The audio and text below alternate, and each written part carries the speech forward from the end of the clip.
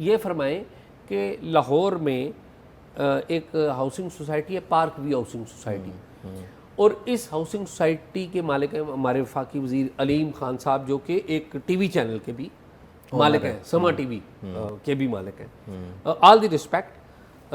लेकिन उनकी housing society के बहुत सारे घर जो हैं वो दरियाए रावी में डूब गए, और लोग सोशल मीडिया पे आग लगी हुई है, टीवी चैनल्स के ऊपर कोई बात नहीं करता क्योंकि ज़ाहिर है वो भी टीवी चैनल के मालिक हैं, और मीडिया इंडस्ट्री एक दूसरे के ऊपर बात नहीं करती।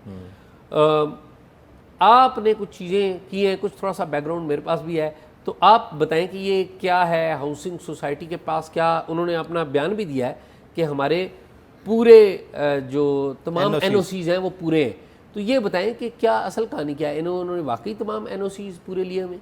अच्छा शाह जी, इस तरह है, जब ये सैलाब आया ना तो उसके बाद दो तरह के इल्ज़ामात लगे इनके ऊपर। पहला इल्ज़ाम ये लगा कि इनको इमरान खान ने अप्रूवल दी थी हाउसिंग सोसाइटीज़ के हवाले से।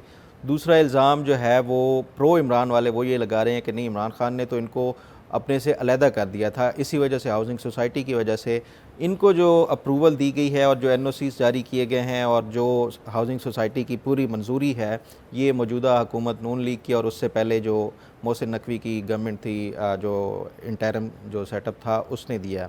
तो उसके बाद ये अलीम ख़ान को फिर वीडियो स्टेटमेंट देना पड़ा अपना, जिसमें उन्होंने पूरी तफसील के साथ बताया कि 2006 से हाउसिंग सोसाइटी उन्होंने ये ली थी।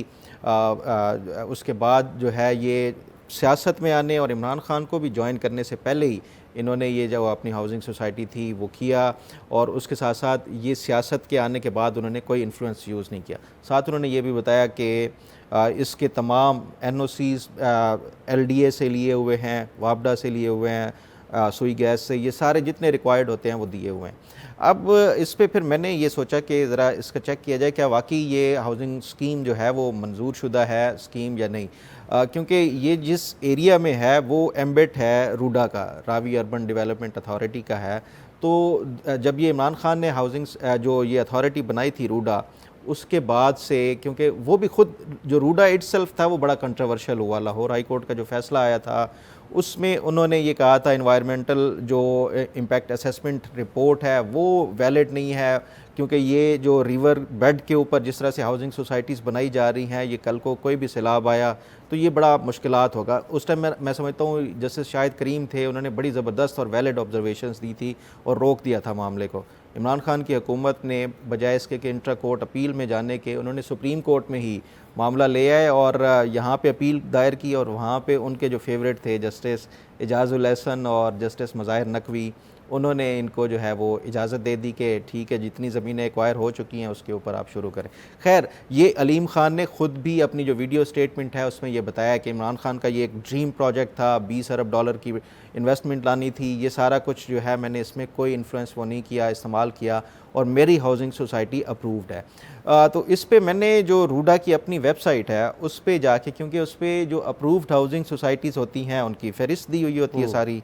अब वो जो मैंने अप्रूव्ड हाउसिंग सोसाइटीज़ की फ़हरिस्त देखी, उसमें ऑफिशियल जो इनका रिकॉर्ड है उसमें 8 हाउसिंग सोसाइटीज़ मंजूर शुदा हैं, बाकी कोई मंजूर शुदा नहीं। उसमें पार्क व्यू है? उसमें पार्क व्यू नहीं थी। अब मेरे लिए जेन्युइन एक सवाल था कि यार ये तो जो अलीम ख़ान एक दावा कर रहा है कि ये उनकी हाउसिंग सोसाइटी अप्रूव्ड है और तमाम उनके पास एनओसीज़ हैं, इसमें तो आ ही नहीं रहा।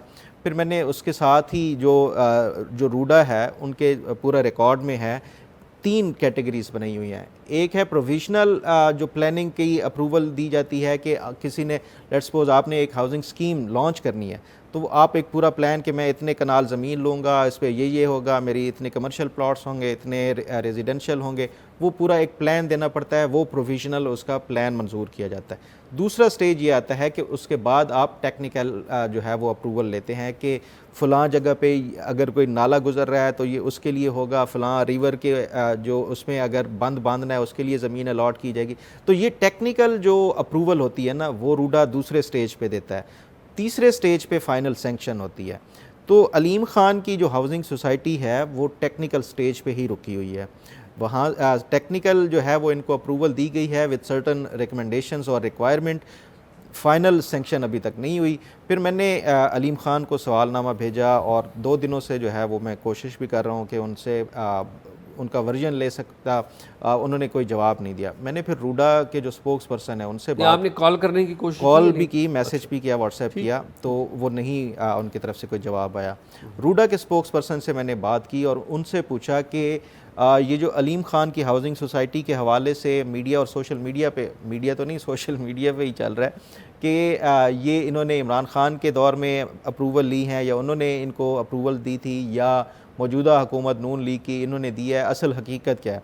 रूडा के जो स्पोक्स पर्सन है उन्होंने ये बताया है कि ये टेक्निकल स्टेज के ऊपर है इस टाइम। जो रूडा की तरफ से जब ये लेकर आए थे 11,000 कनाल ज़मीन, बहुत बड़ी ज़मीन है, वो उसके लिए रूडा की तरफ से सर्टन रिक्वायरमेंट्स इन्होंने पूरी नहीं की हुई थी। अब उस रिक्वायरमेंट में एक चीज़ ये थी कि जो रावी रिवर बेड है उसके ऊपर भी इनकी ज़मीन एक्वायर की हुई थी। वो कुछ चंद सौ कनाल ज़मीनें वो थी। एक तो वो इन्हें वेकेट करनी पड़ेंगी, अगर इनकी डेवलपमेंट भी हो चुकी है और सारा कुछ, तो वो इनको छोड़ना पड़ेगा। दूसरा ये था कि जब तक हमने जो रूडा की तरफ से जो ड्रेनिंग सिस्टम है, वाटर ड्रेनिंग सिस्टम है कि दरिया से जो पानी आता है उसको रोकने के लिए बंद पूरा रूडा नहीं करता, तब तक ये फ्लड की प्रोटेक्शन का काम ये हाउसिंग सोसाइटीज़ का अपना होगा। यानी रूडा जब बनाएगा तो उसके बाद ये रूडा की रिस्पॉन्सिबिलिटी होगी, लेकिन उससे पहले हाउसिंग सोसाइटी आर्जी तौर के ऊपर बंदोबस्त खुद करेंगे, वो इन्होंने नहीं किया।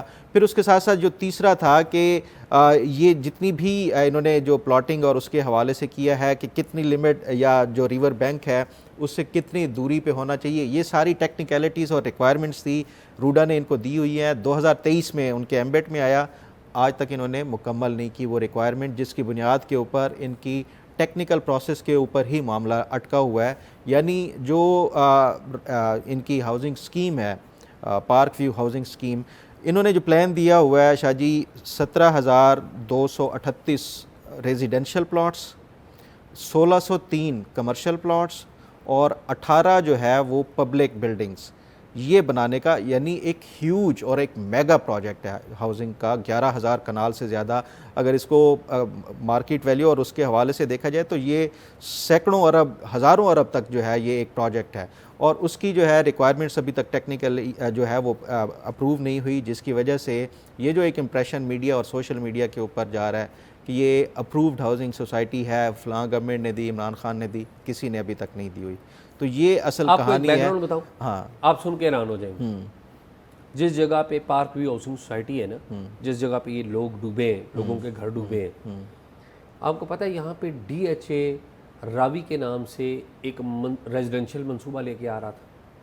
कब की बात है? पुरानी बात है। अच्छा। ये इस वाक़े से पहले की बात। अच्छा। लेकिन उन्होंने DHA रावी का मंसूबा स्क्रैप कर दिया। उन्होंने कहा हमने नहीं बनाना यहाँ पे, कि ये दरिया के रास्ते, कि ये दरिया के किनारे है। अच्छा, क्यों कर दिया? ये ज़मीन थी हबीब रफ़ीक की, कमोबेश कहते हैं 25,000 कनाल। कितनी? 25,000 कनाल। वो उन्होंने DHA को दे दी थी कि जी आप इधर बनाएं, जो GHQ का एक AG ब्रांच, हाँ ठीक है, एजुटेंट जनरल, एडजुटेंट। ये जो DGISI है ये गालबन AG, एजुटेंट इससे पहले इधर AG आए थे थे, ना, ठीक है। तो वो जो AG होता है ना, लेफ्टिनेंट जनरल होता है, ये ISI चीफ जो है AG थे पहले, वो तमाम अपने DHA का भी इंचार्ज वो AG होता है। तो इस डिपार्टमेंट में, एडजुटेंट जनरल डिपार्टमेंट में ये मंसूबा आया और इंडिपेंडेंट जो अर्बन प्लानर, टाउन प्लानर्स जो होते हैं, उनको भी ये दिखाया पेश किया गया कि असेसमेंट दें। उन्होंने कहा जी यहाँ तो बन ही नहीं सकती, ये तो रावी की जो पानी का बहाव है ये अनएक्सपेक्टेड है, ठीक है, कि भारत कभी छोड़ दे तो फिर डूब गया पूरा। यार it is not about Bharat, it is पानी की कमी। वो भारत ने भी खुद तो वही कंट्रोल वही कर रहा है। This is what is the point, ठीक है। तो पानी जब वहां से बहेगा तो ये अनएक्सपेक्टेड है, ज्यादा रेन हो जाएगी तो पीछे से पानी ऊपर होगा तो उसने पानी इधर आना ही आना है, और ज्यादा पानी आ गया तो ये डूब जाएंगे। उन्होंने AG ब्रांच ने, एडजुटेंट जनरल ब्रांच ने, अगर उसकी फाइलें कोई खोल के देखे तो उसमें निकल आएगी किया गया ये मंसूबा उनकी तरफ से। तो जो अर्बन प्लानर्स थे, टाउन प्लानर्स थे, उन्होंने और एजी ब्रांच ने उसको स्क्रैप कर दिया। मगर बाद में अच्छा, फिर बाद में एक तनाज़ा ये भी मैंने सुना है कि वो रहा कि वो जो हबीब रफ़ीक की कोई लैंड थी उसका भी तनाज़ा हो गया कि वो DHA वालों को बिक गई थी ना। फिर उन्होंने, फिर आपको पता है उनसे उनका पैसा कौन लेके जा सकता, ठीक है। फिर वो सुना है कि पैसे भी कोई सेटलमेंट हो गई, वापस दिए पैसे और ज़मीन में, फिर वो लैंड जो है वो इधर आ गई। अच्छा, तो अब ये बहुत बड़ा सवाल है। और टाउन प्लानिंग और फिर राइट ऑफ वे, सबसे अहम बात यह कि राइट ऑफ वे किधर है आपका। तो ये इसका बैकग्राउंड है और जो ताज़ा सूरत हाल है वो आपने बता दी। और ग्राउंड की सूरत हाल आप उठा कर देख लें, सोशल मीडिया लोग जो हैं रो रहे हैं और कहते हैं कि जी लाहौर डूब गया। लाहौर नहीं डूबा भाई, कहते हैं घरों में पानी आ गया। ये घरों में पानी नहीं आ गया, आप पानी के घर में चले गए थे। असल बात तो ये थी और कोई पूछने वाला नहीं है। अलीम खान साहब वेरी जिसे कहते हैं ना, बड़े हम्बल आदमी है, एज ए पर्सन नाइस आदमी है, लेकिन ये सारे काम के ऊपर उनके पास मेरे ख्याल में कोई ऐसी या आए ये मैं अब आपको ये मामला जो है शायद चंद सौ कनालों का है कि जो दरिया के बेड पे हैं वो वेकेट करें, उनको पूरा प्रॉपरली जिस तरह एक रूडा की तरफ से रिकमेंडेशन है या जो भी टेक्निकल जो रिक्वायरमेंट्स हैं, तो मेरा ख्याल है उस पर फिर बाकी जेन्युइन है। तो अच्छा, मैं आपको एक और बात बताऊं। ख्वाजा आसिफ जो है ना, मैंने एक दफ़ा कहा भी था यहाँ पे और मैं अभी भी कहता हूँ कि ख्वाजा आसिफ जो है ना वो सरकार में रह के होता है, जो सियासतदान अपोजिशन वाला वो सियासतदान होता है, वो उसे पता होता है कि मैंने क्या खेलना है क्या नहीं खेलना। लेकिन ख्वाजा आसिफ में सीनियर पॉलिटिशियन है वो, और उनमें ये बात है कि वो जो पब्लिक इंटरेस्ट के इशू है ना उन पे बात करते होते हैं। इस इशू के ऊपर भी जो उन्होंने नेशनल असम्बली में खिताब किया है, दैट इज़ वेरी नाइस कि उन्होंने ऑब्जेक्टिवली बात किया कि ये मसाइल थे। और उनकी बातों पे आपको पता PTI भी बड़े डेस्क बजाती रही। तो मेरे ख्याल में आई बिलीव कि इसके ऊपर हम आगे भी बात करते रहेंगे। और अगर आपको राब्ता नहीं अलीम खान साहब कर सके या नहीं उन्हें पता लगा या वो जवाब आपको नहीं, अगर हमारे प्लेटफॉर्म पे कोई वो खुद जवाब देना चाहे, we are welcome, we respect him and his work.